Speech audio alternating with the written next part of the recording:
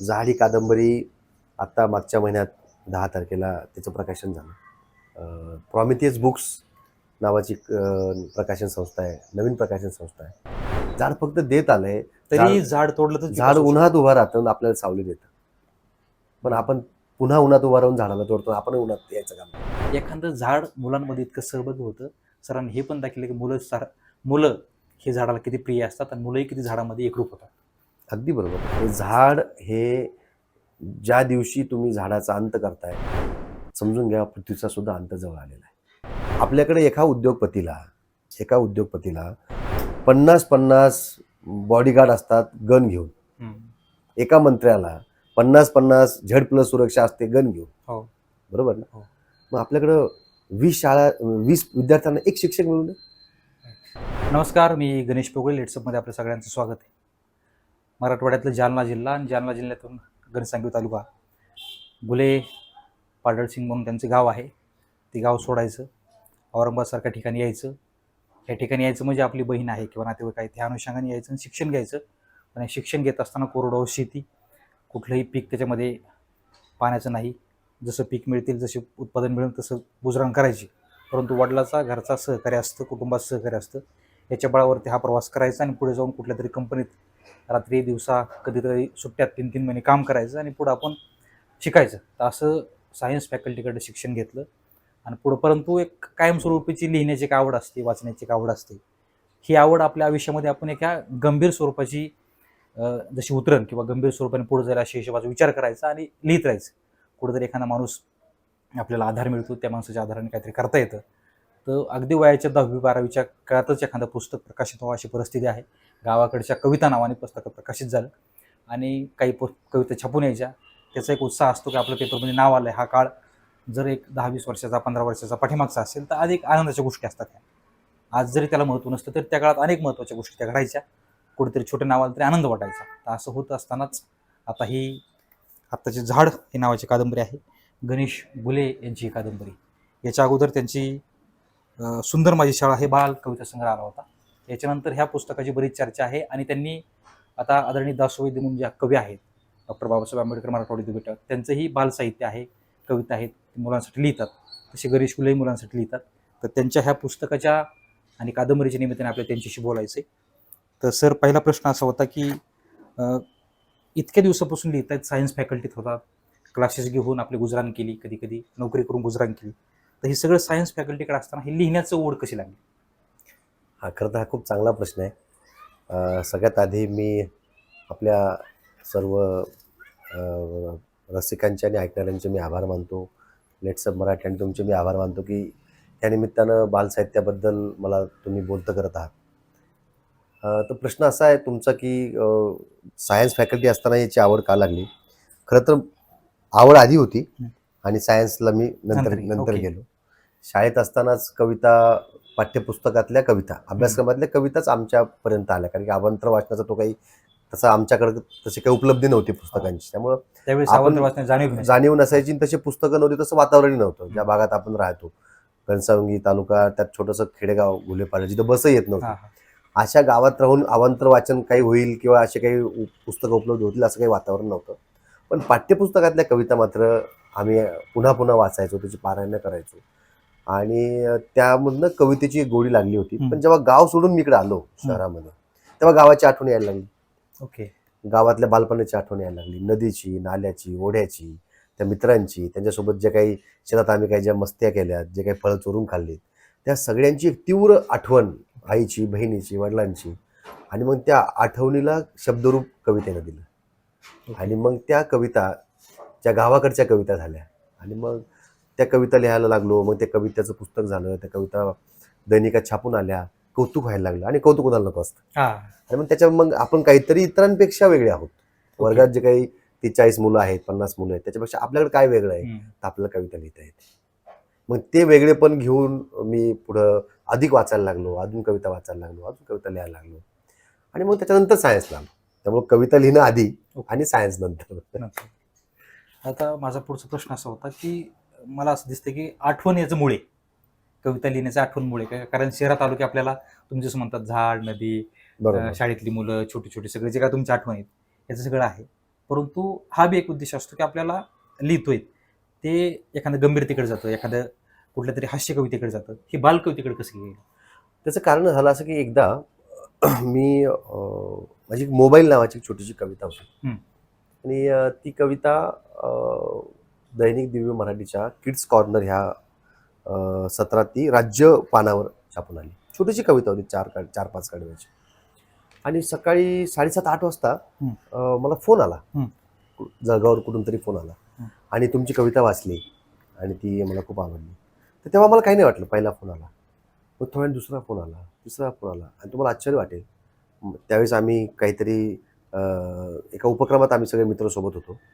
त्यांना आधी खोटं वाटलं की मी सांगितलं मला 7-8 फोन आले एका कवितेवरून. आणि नंतर आम्ही दिवसभर सोबत होतो आणि ते सगळे बघत होते. संध्याकाळ होईपर्यंत मला 50 ते 60 फोन आले.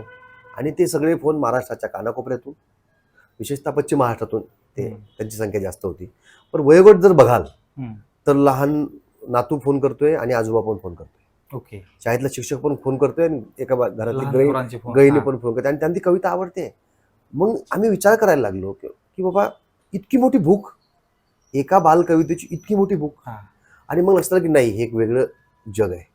आपण बालकवितेकडं थोडं सिरियसली बघितलं पाहिजे. बालकविता वाचल्या पाहिजेत आणि बालकविता लिहिल्या पाहिजेत. मोबाईल कविता ही बालकविता म्हणून पहिलीच कविता. पहिली कविता म्हणजे मोबाईल ही माझी बालकविता म्हणूनची पहिली कविता. आणि मग नंतर श्रीराम पोद्दार हे जे संगीतकार आणि गायक मित्र आहेत, ते योगायोगानं माझ्या भागात म्हणजे बजाजनगरमध्ये राहायला आले. त्यांना मी एक सुंदर माळी शाळा नावाची कविता ऐकवली. आणि ते संगीतकार गायक असल्यामुळे त्यांनी मला ती दुसऱ्या दिवशी तिचं गाणं करून ऐकवली. हो. आणि एखाद्या कवीला आपली कविता जेव्हा गाणं होतं, तो जो काही आनंद होतो तो पुरस्कारापेक्षा कमी नसतो. आणि इतकी सुंदर चाल लावली त्यांनी त्या कवितेला. मग मी अजून एक कविता लिहिली, अजून चाल लावली, अजून कविता लिहिली, अजून चाल लावली. आणि मग आमच्या लक्षात आलं की ह्या सगळ्या शैक्षणिक कविता आहेत. एक फळ्याची कविता, एक शाळेची कविता, एक शिक्षकांची कविता आहे. आणि मग कळलं अरे हा तर शाळेचा सगळा प्रवास आहे. मग आम्ही ठरवलं आपण एक शाळेतल्या कवितांचा कार्यक्रम करू आणि मुलांसोबत जाऊन सादर करू. आणि पहिला प्रयोग आम्ही आपलं घर नावाची जी अनाथ विद्यालय आहे, मला वाटतं किल्लारीच्या भूकंपानंतर जे राष्ट्रसेवा दलाने सुरू केलं होतं, तिथं आम्ही हा पहिला प्रयोग त्या मुलांसाठी करायचं ठरवलं. आणि सुंदरमाई शाळेचा पहिला प्रयोग 2016ला आय थिंक तो झाला आणि तो प्रचंड तिथल्या मुलांना, शिक्षकांना आवडला. आणि नंतर मग आम्ही त्याचे जवळपास 100 प्रयोग, 101 प्रयोग, कालचा पकडून समजा नुकताच झालेला 101 प्रयोग आम्ही महाराष्ट्रभर मुलांसाठी केले. भूमिका अशी होती की मोठ्या लोकांना कविता वाचण्याचं, कविता विकत घेऊन वाचण्याचं एक स्वातंत्र्य असतं. ते जाऊन कविता ऐकायला जाऊ शकतात, कवितेच्या कार्यक्रमाला जाऊ शकतात, कवितेची पुस्तकं आवडीची विकत आणू शकतात. पण आपण ज्या वयोगटासाठी लिहित आहोत त्यांच्याकडे स्वातंत्र्य नाहीये की तो मुलगा जाऊन ती कविता पुस्तक विकत घेऊन वाचू शकतो. तर आम्ही असं ठरवलं की आपणच मुलांकडे कविता घेऊन. आणि मग आम्ही बालकवितेचे जवळपास 100 पेक्षा जास्त प्रयोग केले. त्याच्यात पोद्दार सरांनी त्या कविता गायल्या, निरंजन भालेरावने त्याच्यावर बासरीची साथ दिली, संतोष लोमटेंनी तबला वाजवला आणि मी त्याचं निवेदन आणि कविता सादर केला. असा तो एक 4 जणांचा आमचा समूह आहे आणि आम्ही कविता घेऊन फिरतो. म्हणजे एका कवितेपासून प्रवास सुरू झाला, त्याच्या एका कार्यक्रमापर्यंत गेला आणि त्याचं पुस्तक आलं, त्याच्यानंतर पुस्तक कार्यक्रम आधी तयार झाला. आणि नंतर मग लोक म्हणले आम्हाला या कविता पाहिजेत, त्याचं पुस्तक म्हणजे आम्हाला त्या पुस्तक स्वरूपात पाहिजे. म्हटलं अरे हो, आपण पुस्तक काढलं पाहिजे. आणि मग सुंदरमाई शाळा नावाचं पुस्तक ग्रंथालयानं काढलं. पुस्तकाच्या अगोदर कार्यक्रम तयार झाला. हा, अगदी बरोबर. पुस्तकाच्या आधी कार्यक्रम होता, तेच म्हणलं, कार्यक्रमातनं पुस्तक तयार झालं डिमांड मधलं. आणि सुंदरमाई शाळा खूप प्रेम, राज्य शासनाचा बालकवी पुरस्कार. म्हणजे मी प्रेक्षकांना सांगायला विसरलो की सुंदर माझी शाळा आहे, त्याला कविता संग्रहाला महाराष्ट्र राज्य शासनाचा बालकवी पुरस्कार मिळाला. तर असा एक कविता संग्रह असतो, तो एक वेगळा कविता संग्रह आहे. पण हे सगळं होत असताना आता तुमचा काळ आणि त्याच्यानंतर माझा याच्यामध्ये गॅप आहे. पण माझ्या सुद्धा जी जिल्हा परिषद शाळा आहे, तर कधी कधी असं वाटतं की ते ड्रेस बघितला आपल्याला, आता ती मुलं खेळताना बघितली, ते झाडं बघितली, आपण पुन्हा त्या काळात जाऊ. तर आत्ताचे चित्र तुम्हाला वाटतं बालकवी म्हणून दिसते ते आता? नाही, अजूनही मी जेव्हा सुंदरबाई शाळेच्या निमित्तानं महाराष्ट्रभर फिरलो कार्यक्रमाच्या निमित्तानं, तर मी सगळ्या प्रकारच्या शाळेत, सगळ्या कॅटेगरी म्हणून आपण शाळेत मी गेलो. म्हणजे अगदी जिल्हा परिषद शाळेमध्ये पण आम्ही कार्यक्रम केले, संस्थांच्या शाळांमध्ये पण आम्ही कार्यक्रम केले. आणि आता ज्या आलेल्या इंग्रजी शाळा आहेत, ज्याचं की अशी भली मोठी भव्यदिव्य इमारत आहे, त्या शाळेत AC आहे, स्कूल बस आहे, अशा शाळेमध्ये पण आम्ही कार्यक्रम केले. पण अजूनही महाराष्ट्रात अशा चांगलं काम करणाऱ्या जिल्हा परिषद शाळा सुद्धा आहेत आणि चांगलं काम करणाऱ्या संस्था सुद्धा आहेत की जिथं काय म्हणतात आपण त्याला गुणवत्तापूर्ण शिक्षण मिळतं आणि मुलांच्या कलागुणांना वाव मिळतं, पण त्याचं प्रमाण कमी झालंय. खूप कमी झालंय. आत्ता काय झालंय, आपण शाळेकडे आपल्या शाळा आता गुणवत्तेवर नाही मोजल्या जात, त्या सुविधावर मोजल्या जातात. राईट. तुमच्या शाळेत काय सुविधा आहेत? तुमच्या शाळेत स्कूल बस आहे का, AC आहे का, वायफाय आहे का, बेंचची क्वालिटी काय आहे, बिल्डिंग कशी आहे, मुलाला टाय आहे का? तर त्या लक्झरी जेवढ्या सुविधा तेवढी शाळा चांगली, असं एक ते मापन आपल्याकडे आलंय. पण मुळात त्याचा आणि गुणवत्ता बाहेर गेली, त्याचा काही संबंध राहिला नाही गुणवत्तेचा. खरं ती हे मापन गुणवत्तेवर व्हायला पाहिजे, ते मात्र होताना दिसत नाही. हे म्हणजे ते दुर्दैव आहे. आताच पानपोई नावाचं एक पार्ट आहे, त्यातले 2-4 वेळी तुम्हाला वाचून दाखवतो. सर म्हणतात, मी कधी कधी विचार करतो, माझ्या बाजूला ही शाळा नसती तर शाळेतला किलबिल पाखरांविना ह्या झाड कसं दिसलं असतं. दिवसभर किती किलबिलाट असतो माझ्या अंगखांद्यावर पाखरांचा आणि लेकरांचा. माझ्या सावलीत वाढलेली ही शाळा जणू माझ्या फांदीवर बसलेली पाखरांचं एक घरटं आहे. तुम्हीच सांगा, पाखरांचं घरटं कधी झाडाला जड होतं का? बघा ना, शाळा नुसती माझ्या बाजूला आहे तर मी इतका आनंदी आहे. ज्यांच्या आयुष्यात शाळा आहे ती किती आनंदी असतील. म्हणून मला शाळेत जायला कंटाळ करणाऱ्या मुलांना सांगायचं आहे, तुम्ही रोज शाळेत जा. शाळेत रोज काहीतरी नवीन शिकायला मिळतं. शाळेतल्या शिक्षणामुळे व्यक्तिमत्व घडतं. शाळेत खूप धमाल येते. त्यामुळे शाळेत दांडी मारायची नाही. दोन्ही गोष्टी आहेत, आनंद आहे आणि दुसरी बाजू तुम्हाला जे काही समाधान मिळणार आहे, ह्या गोष्टी सर सांगतात. हे त्याची त्या प्रकरणाची गंमत अशी आहे की हे खरं तर ह्या कादंबरीचं नायक झाड आहे आणि झाडच बोलतंय, निवेदनाची ती कल्पना आहे. त्यामुळे झाडाचं ते मनोगत आहे की मी जर तुमच्यासारखा असतो तर मी पण शाळेत गेलो असतो आणि माझ्या खांद्यावर असणारं घरटं मला कधी जड होत नाही. त्या भावविश्वानं झाड तुम्हाला शाळेबद्दलची एक नैतिकता किंवा प्रेम वाढावं म्हणून झाड मुलांना काहीतरी सांगतंय, असा तो आशय आहे. झाड ही कादंबरी आत्ता मागच्या महिन्यात 10 तारखेला त्याचं प्रकाशन झालं. प्रॉमिथियस बुक्स नावाची प्रकाशन संस्था आहे, नवीन प्रकाशन संस्था आहे. प्रमिला माया नारायण यांनी ती सुरू केली आणि त्यांचे अनेक चांगले चांगले पुस्तकं आता पुढच्या काळात येत आहेत. आपले लेखक अरविंद जगताप, दासू वैद्य, कौतिकराव ठाले, अनुराधाबाई पाटील यांच्या हस्ते पुस्तकाचं आता प्रकाशन झालं आणि उन्हाळ्याच्या सुट्टीत मुलांना एक खाद्य म्हणून झाड कादंबरी सध्या मुलं वाचतायत, त्यांच्या प्रतिक्रिया येत आहेत.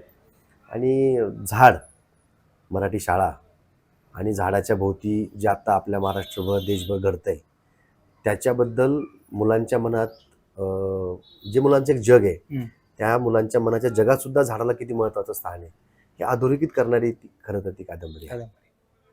पण झाड तुम्हाला जे नाव सुचलंय त्याचं मला कधी कधी असं वाटतं का, हा विचारतो नाही की लहान मुलगा असतं, निरागसपण असतं त्याचं, ते एक वाढत असतं, आपल्याला झाडासारखं वाटतं, तसं झाडही वाटतं. तुमची कल्पना काय झाड? अगदी बरोबर आहे. म्हणजे आपल्या घरातला लहान मुलांचा प्रवास आणि झाडाचा प्रवास काही वेगळा नसतो.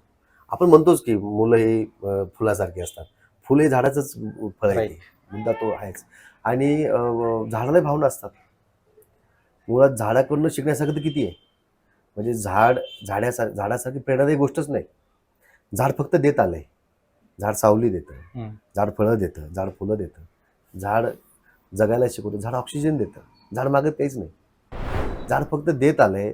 तरी झाड तोडलं तर झाड उन्हात उभं राहतं, आपल्याला सावली देतं. पण आपण पुन्हा उन्हात उभा राहून झाडाला तोडतो, आपण उन्हात यायचं काम करतो. नाशिकचं जे काय घडतं त्याच्याबद्दल काय वाटतं? तपोवनचा मुद्दा आहे, आरे जंगलचा मुद्दा आहे. रात्री म्हणजे माझी आजी मला सांगायची लहानपणी की झाडाला रात्री हात लावायचा नाही, झाडं झोपलेली असतात. आणि आता आपण बघितलं की टीव्हीवरती पण बातम्या आपण बघितलं की आरे जंगलाला रात्री जाऊन तोडलं, झोपेतल्या झाडांना आपण खूनच करतो की. आणि हा कुठला विकास आहे की तुम्हाला ज्या झाडांमुळे ही पृथ्वी असणार आहे, जी पृथ्वी हिरवी असणार आहे, तुम्हाला त्या झाडांना तोडायचं आहे. आणि कोणता असा वेगळा विकास तुम्हाला साधायचा आहे? झाडांशिवाय विकासच नाही अशी परिस्थिती कसं होणार? झाड हे ज्या दिवशी तुम्ही झाडाचा अंत करताय, समजून घ्या पृथ्वीचा सुद्धा अंत जवळ आलेला आहे. तुम्हाला झाडाला तोडायचंय तर तुम्ही अशा फांदीवर बसलेले आहात की जी फांदी पण तुटणार आहे. आता सर गावगावचे म्हणजे आता आम्ही मी ज्या शाळेत शिकलो त्या शाळेसहित कदाचित तुमच्याही शाळा अनेक असतील शाळा की त्या शाळांच्या इमारतीपासून, त्यांच्या अंगणापासून, त्यांच्या झाडांपासून अनेक ठिकाणी वस्तू दुरावस्था आहे. आणि आपल्या सरकारला कधी कधी असं वाटतं की बाबा अनेक ठिकाणी आता पट नाही आहे, तो पट पूर्ण भरत नाही, मग शिक्षक कमी करू आणि ते शाळाच कमी करू, हेही घडते. तर हे एका बालकवीला एका लिहिणाऱ्या माणसाला ह्याचं काय म्हणजे? मराठी भाषा आणि मराठी संस्कृती हम्म. हे जर आपले प्राणतत्व असतील, हम्म. एखादी भाषा जेव्हा मरते तेव्हा काय काय मरते हे काय मला वेगळं सांगायची गरज हो. नाही. एखादी संस्कृती जेव्हा मरते तेव्हा काय काय संपतं हे काय आपल्या सगळ्यांना ती गोष्ट माहीत आहे. तर मराठी भाषा मराठी संस्कृती जर जिवंत ठेवायची असेल तर तुम्हाला मराठी शाळा जगवाव्या लागतील, त्या मोठ्या कराव्या लागतील. ज्या दिवशी मराठी शाळा संपतील त्या दिवसापासून मराठी संस्कृती आणि मराठी भाषा संपण्याचा प्रवास सुरू झालेला आहे. आपली पायामुळं आपलं जगण्याचं सत्वच जर मराठी भाषा संस्कृती असेल हा. तर ते फक्त मराठी शाळेतच टिकलं जाऊ शकतं. पण मराठी शाळा संपवण्याचा एक मोठा घाट आणि एक षडयंत्र जे आता आपल्या अवतीभोवती चालले त्याला मराठी माणसानंच आवाज उठवला पाहिजे. ते कोणी एकट्या दुकट्याचं काम नाही. आपण वाचतो ना की जपानमध्ये एक असं रेल्वे स्टेशन होतं आणि तिथं एक मुलगी उभी राहायची आणि ती शाळेत जायची आणि ती एक मुलगी त्या स्टेशनवरून शाळेत जाते म्हणून त्या सरकारनं तिथलं स्टेशन बंद केलं नव्हतं. वाह. बरोबर आहे. मग एका मुलीसाठी जर अख्खं रेल्वे स्टेशन चालू शकतं शाळा आपल्याकडे का राहू शकत? तर मग आपल्याकडं पटसंख्येच्या नावाखाली तुम्ही शाळा बंद करताय म्हणजे काय? हा. बरोबर. हा. आपल्याकडे एका उद्योगपतीला 50-50 बॉडीगार्ड असतात गन घेऊन. हम्म. एका मंत्र्याला 50-50 Z+ सुरक्षा असते गन घेऊन. हो. बरोबर ना. हो. मग आपल्याकडं 20 विद्यार्थ्यांना एक शिक्षक मिळू नये. एक शिक्षक मिळून आपण देऊ शकत नाही. ही आपल्याकडची. आपल्याला कुंभमेळ्याला द्यायला 35,000 कोटी आहेत आणि शिक्षकांचा पगार घ्यायला पैसे नाही आहेत. आपले प्राधान्यक्रम चुकलेत. आपले प्राधान्यक्रम चुकलेत आणि याच्यातनं बरं कोणाचं नुकसान होणार आहे? मराठी शाळेत जातं कोण? ग्रामीण भागातली मुले, गोरगरिबांची लेकरं. तुम्हाला गोरगरिबांच्या लेकरांना शिकायचं नाही, तुम्हाला मराठी भाषा बोलणाऱ्यांना शिकायचं नाही, मराठी भाषेचा अभिमान बाळगणाऱ्यांना तुम्हाला शिकायचं नाही. मग तुम्हाला शिकवायचं कोणाला? आणि इंग्रजी शिकवायचं म्हणजे काय शिकवायचं? हा विचार सरकारनं पण केला पाहिजे. मुलांसाठी ज्यांना ज्यांना मुलांची काळजी वाटते त्या सगळ्यांनी केला पाहिजे. हा कोणी सरकारचा पण एकट्याचा विचार नाही. कारण सरकार कोण आहे? आपणच तर निवडून दिलेलं आहे आणि आपण त्यांना प्रश्न विचारलेच पाहिजे. मराठी शाळा ही आपली अस्मिता आहे आणि आपल्या महाराष्ट्राची मराठी भाषेची आणि मराठी संस्कृतीची गरज आहे. सर कादंबरीत पुढे लिहितात, चाहुल नावाचा हे आहे. त्या दिवशी शाळेत प्रार्थना सुरू होती. भावरूप भक्ती दे, शब्दरूप शक्ती दे, प्रगतीचे पंख दे, चिमन पाखरा ज्ञान मंदिरा, सत्यम शिवम सुंदरा. एका सुरात एका लयीत सर्वजण म्हणत होते. मला बोलता येत नसलं तरी रोज ऐकून माझ्या सगळ्या पानांना, पारंब्यांना, घरट्यातल्या पाखरांना ही प्रार्थना तोंडपाठ झाली होती. रोज शाळेत ही प्रार्थना सुरू झाली की प्रार्थनेच्या चालीवर माझी पानं आनंदाने डोलतात. घरट्यातली पाखरं या फांदीवरून त्या फांदीवर लयीत उड्या मारतात. पारंब्या प्रार्थना ऐकण्यात तल्लीन होतात. रोज शाळेच्या प्रांगणात सुरू झालेल्या प्रार्थनेत आम्ही सर्वजण असे सहभागी होतो. एखादं झाड मुलांमध्ये इतकं सहभागी होतं. सरांनी हे पण दाखवलं की मुलं हे झाडाला किती प्रिय असतात आणि मुलंही किती झाडामध्ये एकरूप होतात. अगदी बरोबर आहे. आणि ह्या कादंबरी वाचताना तुमच्या लक्षात येईल की झाड आणि शाळा आणि मुलं हे इतके एकमेकात मिसळलेले आहेत की तुम्हाला त्यांना वेगळंच करता येणार नाही. आणि झाडासाठी मुलांचा संघर्ष आहे, झाडासाठी शाळेचा संघर्ष आहे, शाळेसाठी झाडाचा संघर्ष आहे की झाडासाठी मुलांचा संघर्ष आहे हे तुम्हाला वाचताना कळणार नाही. इतकं ते एकमेकात मिसळलेलं आहे आणि ते आत्ता आपल्या अवतीभोवती घडतंय. आपण रात्री जाऊन झाडं तोडतोय, आपण रात्री जाऊन शाळा बंद करतोय. बरोबर आहे. हे जे आत्ता घडतंय तेच त्या कादंबरीत आहे आणि ते सांगण्यासाठी झाडे माध्यम निवडायचं कारण हेच की आता माणसाचं ऐकायचा काळ सुद्धा संपत आलाय. आता किमान झाडांचं तरी आपल्याला ऐकावं लागेल. झाड उद्विग्न होऊन सांगतंय की आता मला बोलावं लागतंय शेवटी. आता तुम्ही झाडांचं तरी ऐका एक. आणि कोणाला सांगायचंय तर त्या मुलांना सांगायचंय. कारण की तोच एक आता असा घटक शिल्लक आहे आपल्याकडं जो निर्बळ आणि निरागस आहे की ज्याला आपण काहीतरी सांगू शकतो आणि तेच उद्याचं भविष्य आहे. एकीकडे झाड आणि इकडे लहान मुलं हीच गोष्ट आहे. हे आपल्या पृथ्वीला वाचू शकतात. त्यामुळं माध्यम आहे झाड आणि ऐकणार आहेत मुलं. मोठ्या माणसांना काहीतरी सांगायचं आणि त्यांनी काहीतरी ऐकायचं. मला वाटतं तो काळ गेला. सरनी एक शब्द वापरला, माणसाला सांगितलेलं आणि ते ऐकायचा काळ गेला. हे इतकं गांभीर्याने, इतकं भयंकर आणि इतकं सगळं डोळे उघडून आणि कान उघडून किंवा कान आपले याच्या आहेत त्याच्यापेक्षा अधिकचे उघडून ऐकण्यासारखी परिस्थिती आहे. सरने असा शब्द वापरला, सरने ते लिहिलंय. याच्यामध्ये ब्लर्ब आहेत, तुम्हाला ते वाचून दाखवतो. ते महत्त्वाच्या लेखकांचे ब्लर्ब आहेत. राजन गवस लिहितात, सुंदर माझी शाळा या कविता संग्रहातून बालकिशोर साहित्यात आपला वेगळा ठसा उमटवणाऱ्या गणेश घुले यांची कादंबरी झाड यात वडाचं झाड आपलीच गोष्ट सांगत आहे. ही गोष्ट हळूहळू घडत जाते, उलगडत जाते. मुलं शाळा, पक्षी, झाड, गाव आणि याबरोबरच सगळी व्यवस्था या गोष्टीचा भाग बनते. झाडाचं सगळं जगणंच गोष्टरूप धारण करते. छोटी वाक्ये, अचूक शब्द निवड, तपशिलाबाबत अखंड जागरूकता, प्रतिमा प्रतीकांची सांगड यामुळे वाचनीयता वाढत जाते. किशोरवयीन मानसशास्त्र लेखकांनी योग्य प्रकारे ध्यानात घेऊन कादंबरीची रचना उभी केली आहे. त्यामुळे ही कादंबरी बालसाहित्यातील महत्त्वाची कादंबरी ठरते. आजच्या काळातील निसर्गाशी मुलांचे तुटलेले नाते पुनर्प्रस्थापित करण्यात ही कादंबरी यशस्वी ठरेल अशी खात्री वाटते. राजन गवस. दुसरा ब्लर्ब आहे, याला आपण मराठीत पाठराखण असं म्हणतो. झाडाने सांगितलेली झाडाची ही एक लोभस गोष्ट आहे. निसर्गाला ओरबडणाऱ्या आत्मग्न माणसाची हा वाढतच चालली. या पार्श्वभूमीवर मध्यवर्ती पात्र असणारं झाडच स्वतःची गोष्ट सांगते. ही लेखकाची अभिव्यक्तीतील प्रयोगशीलता लक्षणीय आहे. आज माणसाला स्वतःच्या पलीकडे काही दिसतच नाही, म्हणून झाडालाच स्वतःची गोष्ट सांगावी लागते. हे आशयदृष्ट्याही अनोखं ठरतं. या बाल कादंबरीतील पात्र, प्रवृत्ती, प्रसंग हे देश पातळीवर सुरू असलेल्या घटनांचं प्रारूप वाटावं असे आहेत. धर्म ही श्रद्धा असली तरी शिक्षण हे भविष्य आहे. या कथानकाचं प्राणत्व, गोष्टीवेल्हाळ लेखनशैली बरोबरच पानोपानी बोलणारी चित्रसुद्धा आपल्याला टुमदार वड गावात घेऊन जातात. वडाखालच्या सावलीत वट्यावर बसून गोष्ट ऐकण्यात आपणही नकळत सामील होतो. दासू वैद्य हे एक बालकवीच आहेत, त्यांनी मांडले. सर, आत्ता तुम्ही जे शब्द वापरला शेवटी, की माणसाने माणसाचा ऐकण्याचा काळ संपलाय, हे एका झाड लिहिणाऱ्या मुलांसाठी लिहिणाऱ्या माणसाला वाटतंय. हा खरंच म्हणजे एक वेदनेचंच कुठल्या अंकुर आहे. अगदी बरोबर आहे. कारण की आपण आपण मोठी माणसं लहान मुलांचं ऐकत नाही आहेत, आपण झाडांचं ऐकत नाही आहोत. मग शेवटी झाडाला त्याची गोष्ट येऊन सांगावी लागली, याच्यापेक्षा वाईट गोष्ट काय असू शकते? त्याला बोलता येत नाही, त्याला शेवटी बोलावं लागते आणि त्याला त्याची भूमिका सांगावी लागते. आणि हे आपल्यासारख्या सगळ्यात हुशार आणि बुद्धिमान प्राणी असणाऱ्या माणसाला जर कळत नसेल तर मला वाटतं खरंच पृथ्वीचा अंत जवळ आलेला आहे.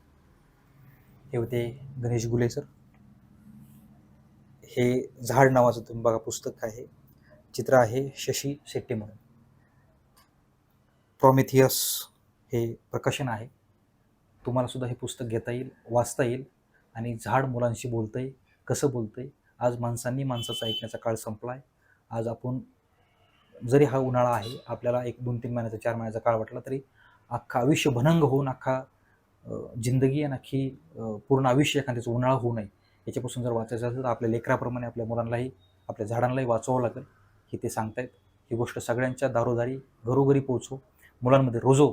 आणि अशा लेखकांनी लिहिलेलं त्यांचा सन्मान, त्यांचा आदर आणि त्यांच्या प्रती संवेदना असून आपण ही गोष्ट नक्की वाचली पाहिजे आणि जितकी आत्मसात करता येईल तितकी केली पाहिजे असा आशावाद. गणेश सर, लेट्सअप मराठीमध्ये बोलल्याबद्दल धन्यवाद. खूप खूप धन्यवाद. धन्यवाद.